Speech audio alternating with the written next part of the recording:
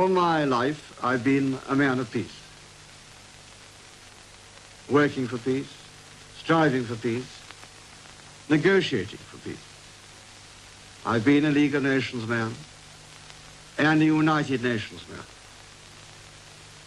And I'm still the same man, with the same convictions, the same devotion to peace.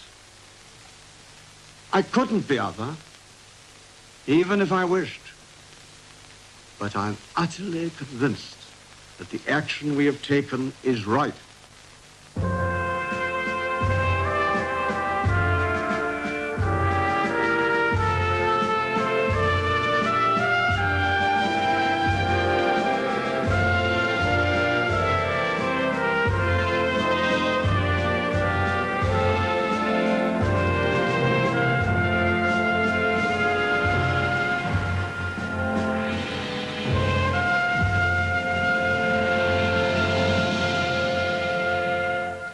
Napoleon once said Egypt is the most important country in the world. And I think he was right. It is the crossroads of Asia, Africa, and the Mediterranean. It's the bridge. And it became, of course, more important with the building of the Suez Canal. So the Suez Canal is the cause, you might say, it's the cause of the humiliation we had by British occupation of Egypt for more than 70 years. For the British Empire, Egypt was more than pyramids and sphinxes. It was the Suez Canal, the lifeline of the empire. In the canal zone, Britain maintained the world's largest overseas military base to deal with any threat to the empire's trade and stability. The vast bulk of Britain's possessions lay beyond Suez. Although Egypt was nominally independent, British control was overwhelming and in 1936 was legalized by a treaty. The Egyptians could do nothing but smile. Mr. Anthony Eden presided when the Anglo-Egyptian Pact was signed. Of their common interests and the symbol of a freely agreed and enduring partnership between the British and Egyptian people. For Egypt, the treaty was signed by the Premier, Nahas Pasha. For Britain, by Mr. Eden, the Foreign Secretary. Outside the Foreign Office, Nahas Pasha made a short speech for the GB camera. I'm very happy to sign the treaty. Treaty of friendship and alliance between the two people. Friends, England and Egypt. The friendship was unequal. The British ambassador continued to lord it over Cairo, driving home to the Egyptians their servile position. He habitually referred to Farouk, the king of Egypt, as the boy, and even imposed on him Britain's choice of prime minister. During the Second World War, Cairo became the military nerve center of the British Empire. Prime Minister Winston Churchill and his number two, Anthony Eden, came here repeatedly to oversee campaigns in Africa, the Middle East, and Southern Europe. In the 1936 treaty, Britain had undertaken to reduce the number of its troops in Egypt. After the war, it failed to carry out that promise, provoking Egyptian nationalists to guerrilla warfare. By 1950, the 80,000 troops, as they tried to suppress the challenge, found themselves facing grenades, kidnapping, and sabotage. British families had to be evacuated. Well, we were supposed to be guarding the most strategic part of the world. This is what we were always told, that we were on active service. But the sporadic activities of the Egyptian guerrillas effectively tied us up in our own camp. And they were effective insofar as that they almost made us prisoners within our own camp. كل واحد بيقدر يعمل أي حاجة بيعملها. ممكن يعني حتى الأطفال يعني اللي ما يعرفش يعمل حاجة هو بيضرب بالطوب. فكان لما تمر اي عربيه من الجيش البريطاني بتبقى في خطر من كل ناحيه، ويعني كان العربيه اللي تنزل كانت مضطره اضطرار شديد جدا، فكانوا بيلاقوا مضايقات كتير، لان كان يهمنا ان الناس دول يمشوا باي طريقه. Britain kept up its troop numbers, if only to guard its military airfields, railways and supply depots. The Egyptian government accused the British of breaking the treaty, and in October 1951 tore it up. The man responsible had himself signed the treaty 15 years before, Nahas Pasha. The parliament was so 3 minutes at least standing applauding Nahas Pasha. All over Egypt, from Aswan to Alexandria, demonstrations, and from all people, Fellahin, laborers, everybody in Egypt was so happy. Anti-British posters are swept along on a rising tide of nationalism as Egyptians of all classes heap abuse upon the country that defended their frontiers in World War II.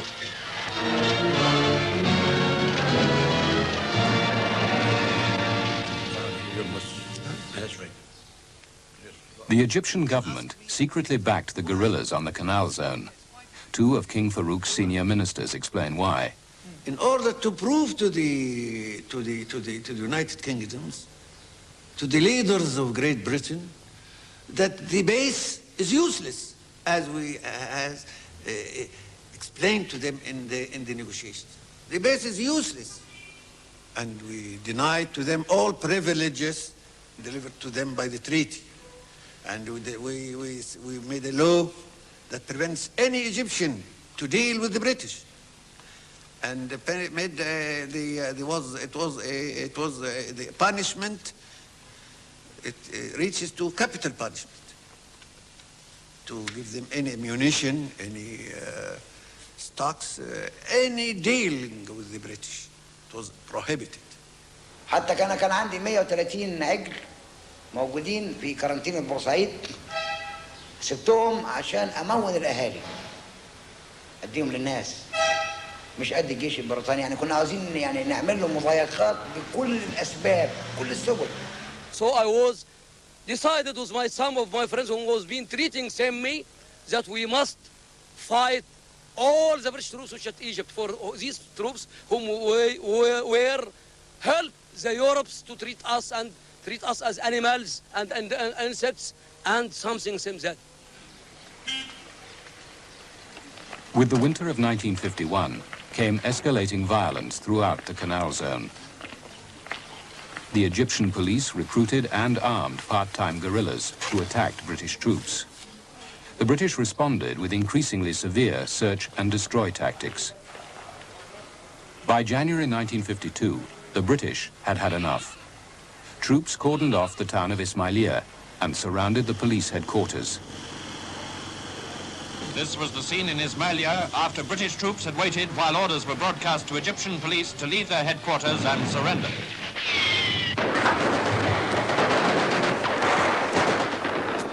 After 1 hour, or more or less, I had some casualties in the area. And the switchboard man asked me that the Minister of Interior on the telephone, he wants to speak to the officer in charge, who was me. And I spoke with him. He said, what's going on? So I hold the telephone, and he heard the shooting of the British troops. Interior Minister Seragadin took his opportunity. If British commanding officer Brigadier Exham wanted a showdown, so did he. He said, well, what are you going to do? I said, we already have our own decision. And he asked me what it is. I said, we are going not to surrender to the terms of Brigadier Exham. And we are not going to leave this place, even if we all die. And I told Brigadier Exham that I know he will enter this place, but only he will receive dead bodies. So the minister said, all right, God will be with you, and the line was cut after that. Every minute we got casualties. I mean, lost his arm, lost his leg, severe wounds. To save heavy British losses, which would result in storming this armed fortress, Centurion tanks blast their way into the target. After the softening up process came a determined charge as the Fusiliers burst into the now ruined building.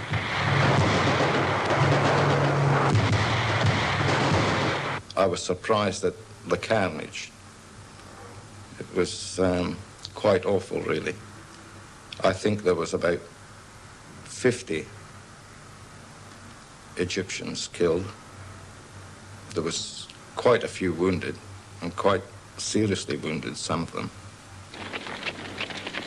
By early evening, the British had a change of heart. To continue would do more harm than good. The Egyptian police chief had the same idea. I decided to put an end for that, believe me. So I decided to go out, either I kill Exham or he killed me. Because it was, if you, Hitchcock himself can do this terrifying atmosphere. So when I went out, I was shocked by seeing a general, a full general, General Matthews. It was about 6 o'clock in the afternoon. And before I went to Exham, because he was my aim, he saluted me. And I was astonished. A general, a full general saluted a captain. So I stopped and I saluted him. And he spoke with me very nicely and very encouraging. And he said, anything you want, all your terms, I am ready to accept it. By the time of the surrender, at least 50 policemen had been killed at the Ismailia police barracks, also known as the Governorate. When Colonel Mallet entered the Governorate, after this event was finished, about 7 o'clock in the afternoon, he put his hands on his eyes and he said, what a rotten job we have done. The next day, crowds in Cairo took their revenge on foreigners. Many were killed as the Turf Club, Shepherd's Hotel, and some 400 other buildings were burned in what became known as Black Saturday.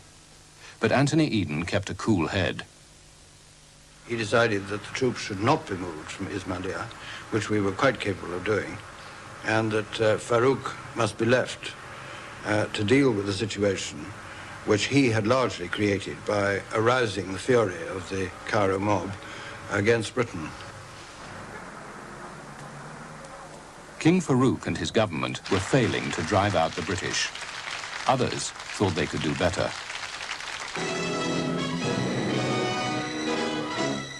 From Cairo come these first authentic pictures of the bloodless coup by which the army took over control of Egypt. It was the end of the king's attempt to maintain power. To the ordinary Egyptian, the change is welcome, and it seems that Mohammed Naguib is assured of support at home. What the change will mean to the rest of the world, we have yet to see. General Naguib was a figurehead. Soon, a younger and more forceful officer was calling the tune, Colonel Gamal Abdul Nasser. He and his colleagues took up the task of expelling the British with renewed vigor. They sought an ally in the traditionally anti-imperialist Americans, who were taking a growing interest in the Middle East. The Americans in that period were very active, and they were also interested because they were also interested in the pacts, in the mutual security pacts. So they were coming out with formulas. I remember that practically all the formulas which were given to us by the British later on were previously given to us by the Americans, and the Americans played the role of, they were the sounding power, if you want to say so. They modified some things with us.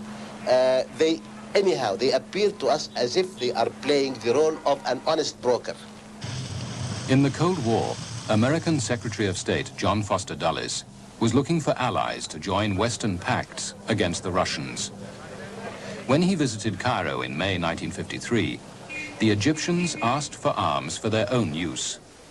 Dulles refused, but for one small exception. We just opened our first meeting and the press was all there, of course, taking pictures of the gathering, and then that phase was finished and they all went out and the door was closed. And Dulles reached behind his back and pulled out a box and handed Naguib a pistol. And all hell broke loose, really. You see, it was an insignificant thing, but it looked like a symbol. It looked like we were offering to back Naguib against his adversaries, which included, of course, the British. It didn't make us very popular in London. During the course of their talk, Secretary Dulles, while seeking the safeguarding of the Suez Canal, agrees that a withdrawal of foreign troops should be effected as soon as Suez guarantees can be made. The U.S. both sort of urged or pressed the British to try to be forthcoming to make a deal, and also offered, as I recall it, the Egyptians various, I think some economic and military aid if a settlement could be reached. It was only natural that using one side against the other, we could get better out of it. And that is why we had very close contacts with the Americans to influence the going on of the negotiations that were going on at that time between us and Great Britain to evacuate the British forces. كان الغزاة الأجانب يحتلون أرض مصر، يحتلون القواعد المدججة بالسلاح، ترهب الوطن المصري وتحطم مقاومته. By 1954, Britain's Foreign Secretary Anthony Eden had concluded that the Suez base was more trouble than it was worth. But his view was rejected by a noisy backbench movement within his own party, the Suez Group, and by his Prime Minister. Churchill was the man who said that he had not become the Queen's First Minister, or the King's First Minister in those days, to preside over the dissolution of the British Empire. And he realized the crucial importance of the Suez zone, the canal zone. This was the strong point for the Navy, the Air Force, the Army, linking the Commonwealth as a defense unit. And he was therefore very much against the proposed withdrawal. On the other hand, he was 80. Eden, who was his crown prince, was for it. The Americans were for it. Of course, the Russians were for it. So he was in a difficult position. In fact, he was eventually reasoned out of this attitude, largely by the chiefs of staff and also by Anthony Eden himself, who felt that we had to redeploy our forces, that to keep troops in the canal zone was a nonsense in modern terms, because instead of defending the canal zone against some potential aggressor, Russia or whoever might invade the Middle East and try and take the canal, the British garrison there, which was some 80,000 strong, was in fact defending itself against a hostile population, and therefore was really performing no useful military role whatsoever. In September 1954, Anthony Nutting and President Nasser signed the agreement under which Britain at last consented to withdraw its troops, a task that would take 20 months. After I'd signed the agreement, Anthony Eden sent me a telegram saying, don't come home immediately. You've had your head in details of negotiations, both you and Nasser, for the last 2 months. Go off and find out what makes the man tick. Talk to him and find out how he sees the future. And I came back with this report saying I thought that he was a man of considerable charisma. He was a great patriot, determined to remain neutral as between the power blocks in the world, but equally prepared and anxious to have good relations with Britain and to open this new chapter on a friendly note. And Anthony Eden seemed to share this hope. at that time. But then, of course, the situation changed.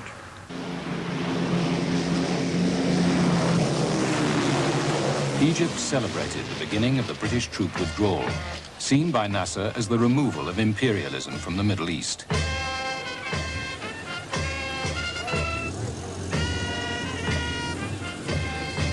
At the same time, the British put forward a new scheme to maintain their whip hand in the area, the Baghdad Pact.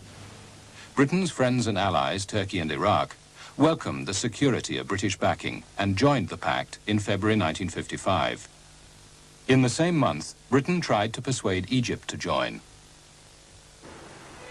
The British embassy in Cairo had often been the place where Egypt's future was decided.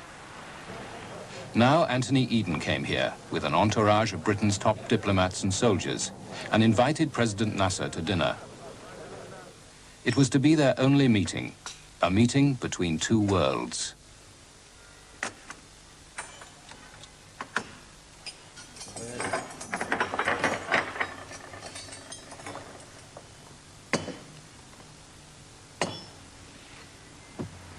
At the beginning, you know, there was some social talk when Mr. Eden, before dinner, when Mr. Eden was talking, as a matter of fact, about him being an expert on Egyptian affairs. When President Nasser, as a matter of fact, did not utter a word at that part. It was Eden, the star of Western diplomacy, talking about the role he played in the signing of the treaty of 1936.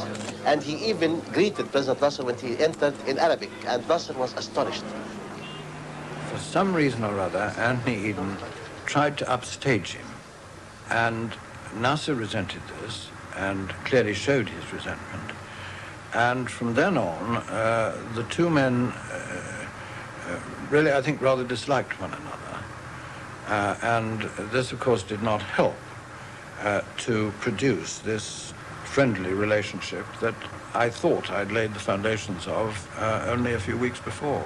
It was in their interest, just as much as in ours, we thought that they should join the Baghdad Pact. And after I'd finished describing this sort of general strategic concept, and asked Nasser if he'd like to comment on what I'd had to say, and Nasser said, well, I agree completely. Well, that rather flummoxed me, because we then went on, and Anthony Eden tried for the best part of an hour to convince Nasser what I would have thought was the logical conclusion of that they should join the Baghdad Pact. But no, for a solid hour. It was not only an Nasser idea, but it was a national question. I mean, that we are refusing to join any pact because we believe that if you want the colonial power to leave the door, they shouldn't come from the window. So that's why we are refusing the idea, and we were reluctant to accept the idea that the Russians are the main threat to us. We in all our history, we never felt that the Russians are really a threat to Egypt or to the Middle East. They never attacked us, never in all our history. But we were repeating that the main danger was the existing of the policy of Israel. Within days of Eden's meeting with Nasser, Israel countered Egyptian-backed border raids with a full-scale attack on Egyptian troops at Gaza. Nasser decided he must at once buy new armaments. Britain and America turned him down. So Nasser was driven to a rival source, the Soviet Union. Nasser was living at that time in the Revolutionary Council building. So was many of the Revolutionary Council members, and we were spending days and nights discussing the political, aspect of the question, whether if we take such a step. We knew how antagonized the Western countries and America would be. But at the end of the discussions, we found out that we had no other alternative except to go for the Soviet Union. I would say that when we started having some feelers about the possibility of having arms from the Soviet Union, there was this idea vague in the air that maybe if the Americans got wind of what was happening, they will come with the arms. This did not happen. And I remember that even after the Russians gave their first okay, that Nasser said to Byron, the American ambassador, I have a Russian offer here in my desk. And it is for the first time that I am asking for American arms. And there was no answer. And they thought he was bluffing. On the question of arms, I never got an answer from Washington that I could pass on to Nasser. I was never told why, but it was perfectly obvious to me that the supporters of Israel is a very strong political force in American domestic politics. And I think there was a reluctance in Washington to take on that criticism in arms to Egypt. Encouraged by the leaders of the non-aligned nations, Nasser concluded his deal to buy Russian arms in September 1955. To Dulles, this was an act of aggression. More offensive to Eden was Nasser's propaganda radio station, the Voice of the Arabs, beamed all over the Middle East. Its appeals to Britain's Arab allies to throw off their shackles disrupted Eden's carefully laid plans. The Voice of the Arabs and Nasser's positions at that time created a tidal wave of Arab nationalism in the area. And the British were unable to understand that this was the normal reaction of a suppressed revolution, evolution in the making. And they considered it all plotting by Nasser and, a grand design. The Voice of the Arabs first hit home against the British here in Amman, the capital of nearby Jordan, provoking a crisis that would lead Anthony Eden into a whirlpool of misjudgments over Egypt. Britain was still the dominant power in Jordan, and the young king, Hussein, had been ready to join the Baghdad Pact. But so strong was the opposition of Jordanian nationalists, encouraged by Nasser's propaganda, that the king backed down. Some Jordanians thought that the British, furious at the king's retreat, might go so far as to remove him. Well, you see, the British thought this Baghdad Pact was so vital for Western interests, for British interests, especially in this area, which is very important, as we know all. And they thought that by mobilizing all the states in this area to join the Baghdad Pact, Turkey, Iran, and Iraq, they will form a formidable strength in the face of any Russian advance. For that purpose, the monarch of Jordan was really not somebody whom they would weigh against such an important goal they were looking at, aiming at. They were going to sacrifice the king so that Jordan will join the Baghdad Pact under the name of unity with Iraq. Jordan's army, the crack troops of the Arab world, were maintained by Britain. Now, some young officers aimed to be rid of the British, and particularly of their British commander-in-chief, Sir John Glubb, known as Glubb Pasha. For Eden, Glubb was a trusted man in a key position. King Hussein, whose grandfather had been given his throne by the British, was caught between Britain and his own nationalists. At this difficult moment, Glubb proposed to dismiss certain young officers. The king was told that the British were also planning to get rid of him. The situation was not a very, very pleasant one here at all, in point of fact. I think that it was very close to the boil. People still looked at me as a person they cared for. I was my grandfather's grandson, and his choice to take over his position. The Baghdad crisis, as far as Jordan was concerned, was just over. The area was in turmoil. The country was under many pressures, and it was a state of agitation. But more than that, just probably a couple of days before, we had received a list of dismissals of some Jordanian officers, and I really felt that that was the end of it. I couldn't sign it and destroy the chances of some officers whom might have been able to serve their country. The king called me from his cousin's house, and he said, "Can you do it tomorrow?" He meant, can you effect your operation tomorrow? I said to him, even now, I am ready. So he said, all right, I'm coming to see you. He came to the palace, and we met in my office. And we decided that 9 o'clock tomorrow morning, everything will be done to take control of the army, to put in custody all the British officers and all the units, fighting units. And only one man not to be touched, to give him as far liberty as possible, not more. That was Glubb, because he was the head.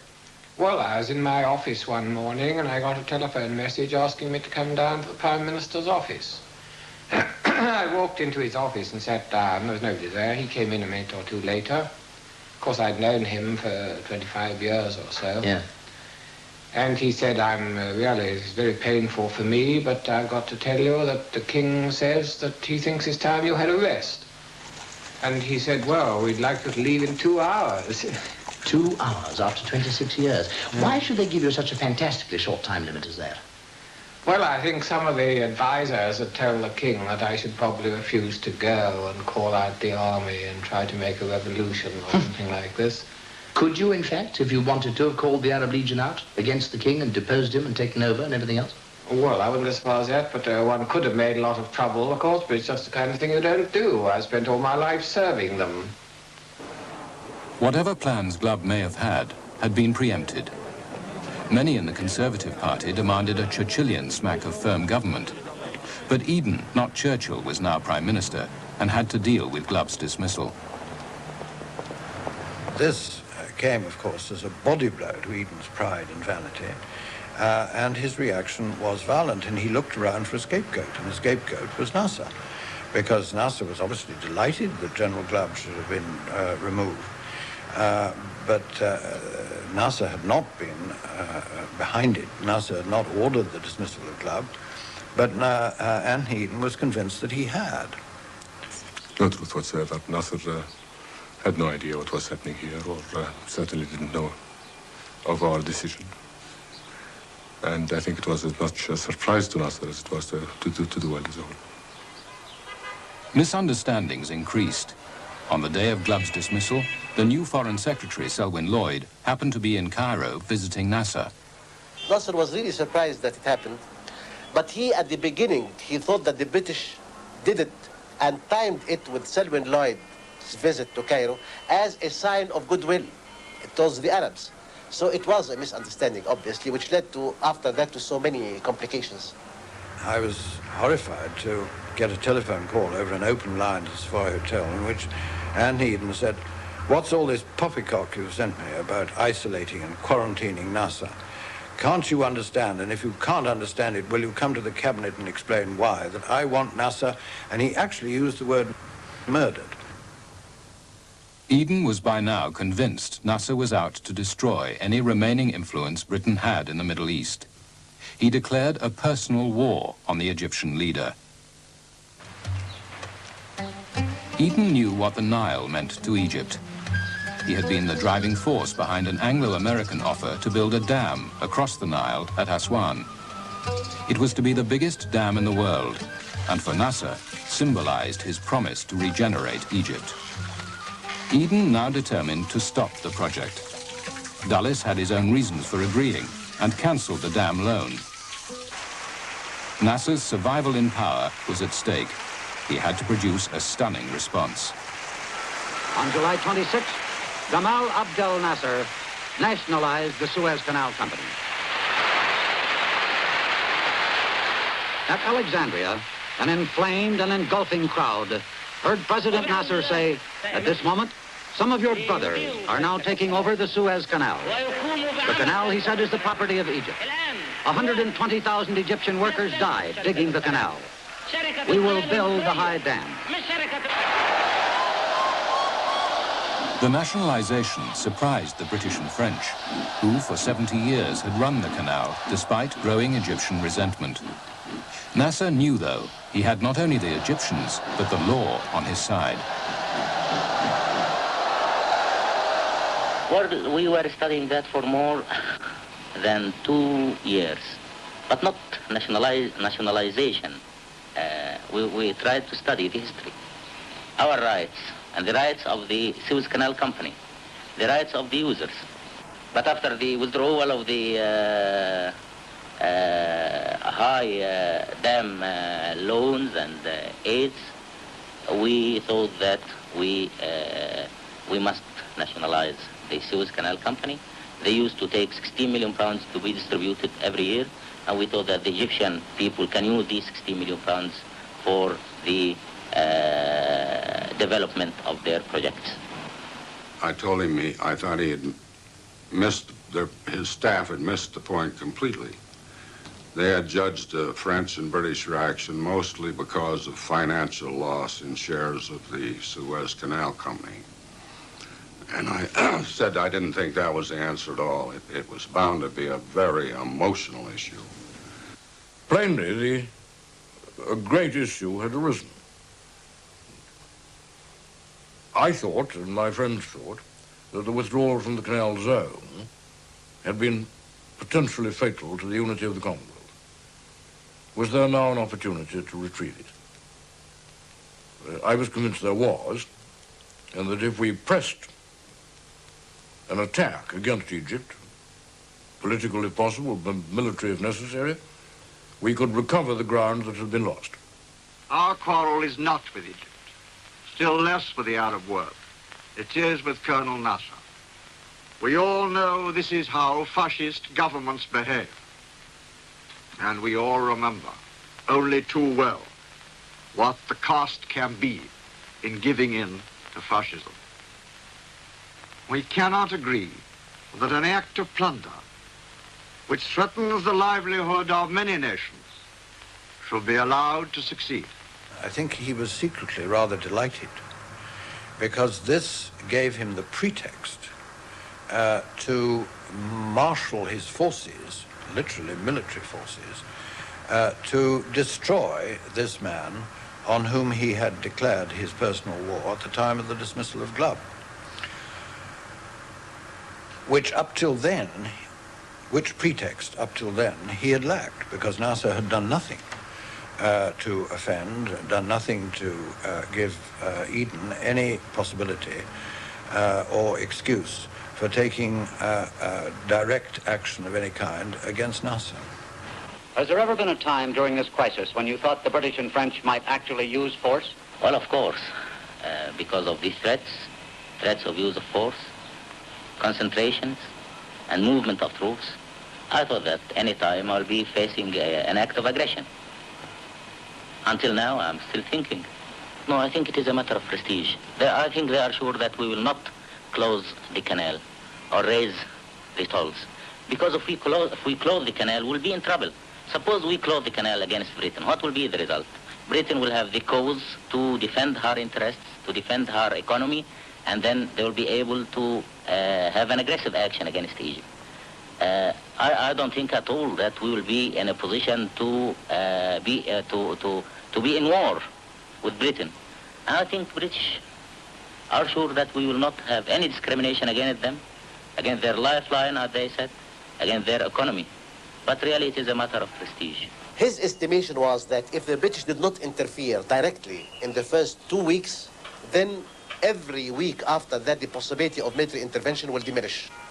So the most important thing was A, to know what is the state of preparedness now, B, to know what are the possibilities of political maneuver so that we can gain time. And his estimate was, if they don't have enough power to interfere now, then all our policy should be directed to gaining time as much as we can.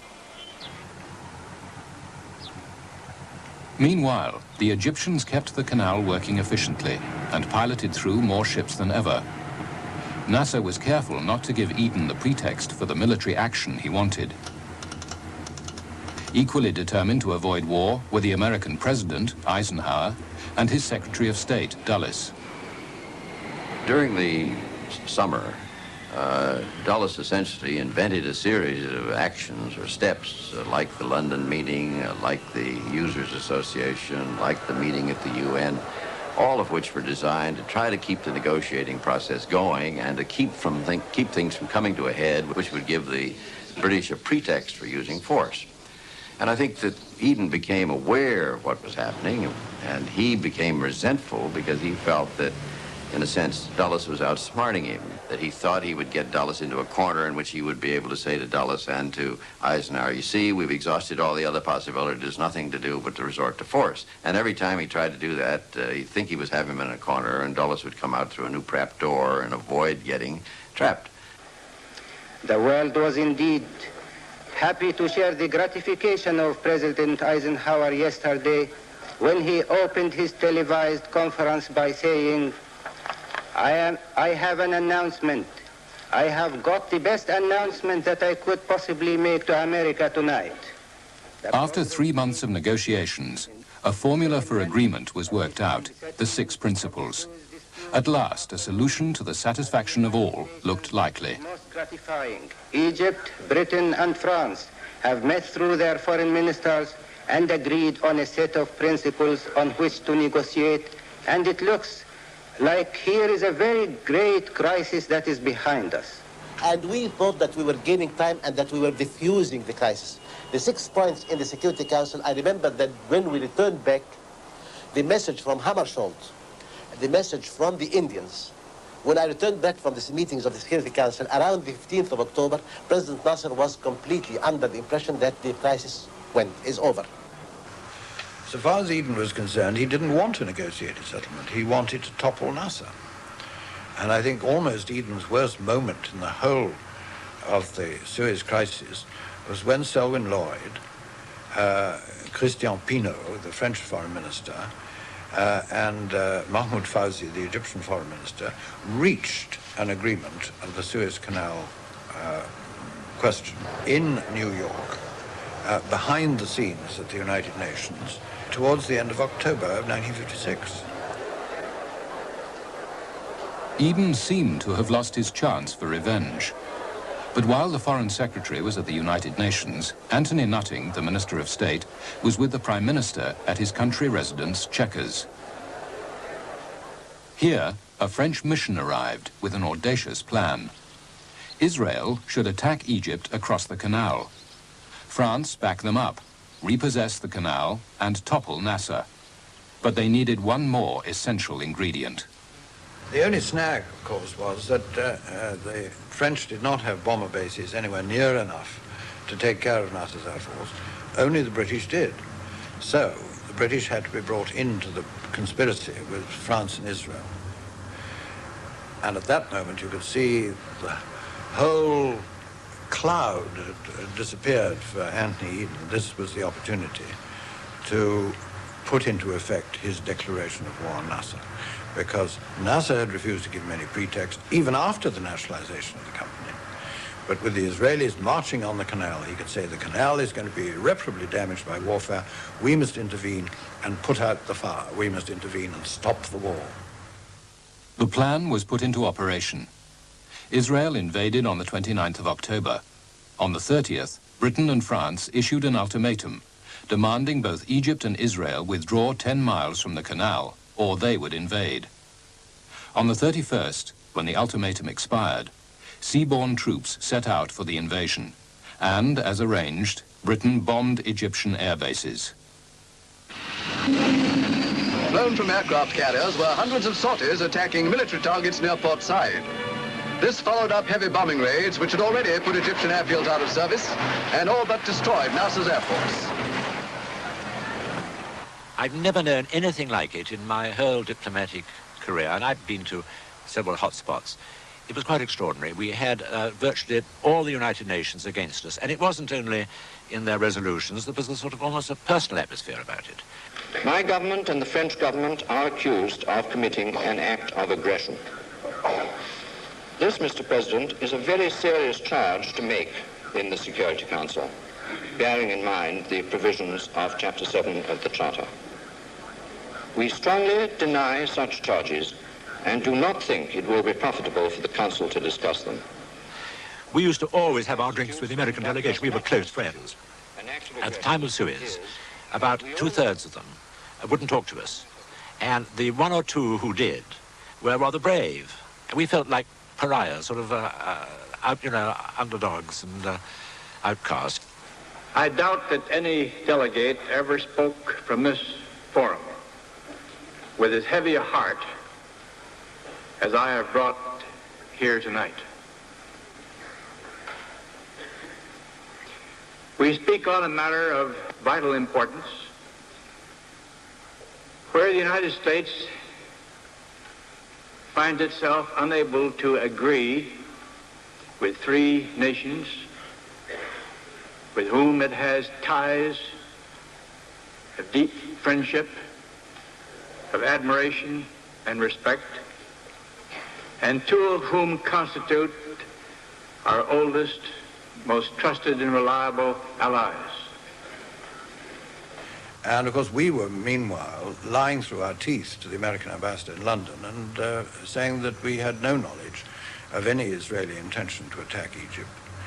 And when the Israelis did attack and we drew up the famous ultimatum telling everybody to clear out of the canal zone, Egyptians and Israelis, we again lied to the American ambassador and said that this was the first intimation we'd ever had of any Israeli intention to march into Egypt, march onto Egyptian soil. Anthony Nutting and two other ministers resigned, but gave no reasons. So the demonstrators protesting throughout Britain did not know the full facts. Eden's conspiracy with France and Israel, his deception of Parliament, country, and allies. In his television broadcast to the nation, Eden relied on this ignorance. He tried to stop the leader of the opposition from making a televised reply, but the BBC judged the nation so divided that it had to overrule the Prime Minister. What should we do? We put the matter to the Security Council. Should we have left it at that? Should we have been content to wait to see whether they would act? How long would this have taken? The Council had met, reached a clear decision, and been blocked by the Prime Minister's own veto. There was no lack of speed here. The trouble was obstruction. Obstruction by Great Britain. What we did do was to take police action at once. Action to end the fighting and to separate the armies. We acted swiftly and reported to the Security Council, and I believe that before long it will become apparent to everybody that we acted rightly and wisely. It is not a police action. There is no law behind it. We have taken the law into our own hands. The Prime Minister has said we were going in to separate the two sides. But you don't separate two armies by bombing airfields and landing troops 100 miles behind one side only. No, this is a second onslaught on a country which was already the victim of an attack. At Portside Harbour and nearby, British troops came ashore. They were consolidating the work already done by paratroops and marine commandos in occupying this famous town at the north end of the Suez Canal. The capture of Portside was more difficult than was expected. Fires were still burning, result of house-to-house fighting, which General Keighley has described as very tough. But as the reinforcements came in, the battle was over. Happily, at surprisingly little cost, just over 100 killed and wounded. It was not the condemnation of the world, but lack of money that pulled Eden up short. The day British troops had landed at Port Said, the pound sterling collapsed. Eisenhower was very serious about this issue, and he was determined that he was going to bring it to a stop. So when the run on sterling began and the British turned to him to try to bail him out, his answer was, quit and I will. And I think he simply didn't have any intention of temporizing with it. He wanted it stopped, and that being the case, he was prepared to take whatever steps he could to bring it to an end. The British Empire had discovered the limits of its power. Eden had no choice but to withdraw. Before leaving, the troops leave a reminder of their 7-week occupation, a huge Union Jack nailed to a 180-foot flagstaff. This was made into a greasy pole to delay would-be climbers following the departure. 2 months after the invasion, Anthony Eden resigned as Prime Minister. He had been a sick man for many months. Now, can I just say, thank you very much for all your kindness to me, all of you, during my period of office. I wish my successor all good fortune and Godspeed to you all. Goodbye. Thank you very much.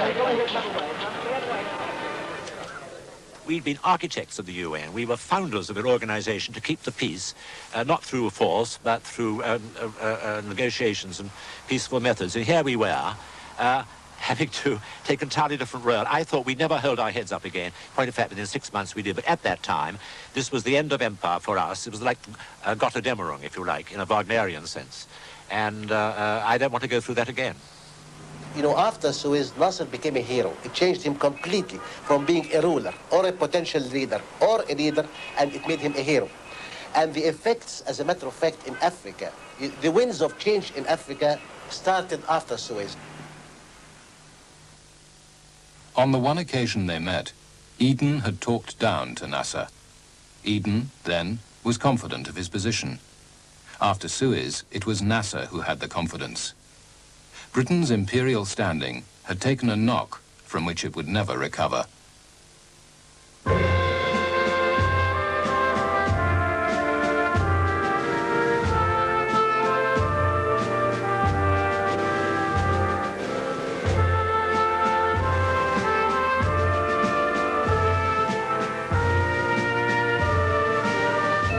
When the British Empire had agreed to give independence to all its principal colonies in Asia and Africa, Aden had other ideas, as you'll see when End of Empire continues next Sunday at 8:20. Stay with us now for a benefit gala to honour the celebrated bass baritone George London, recorded in Vienna and simulcast with ABC FM.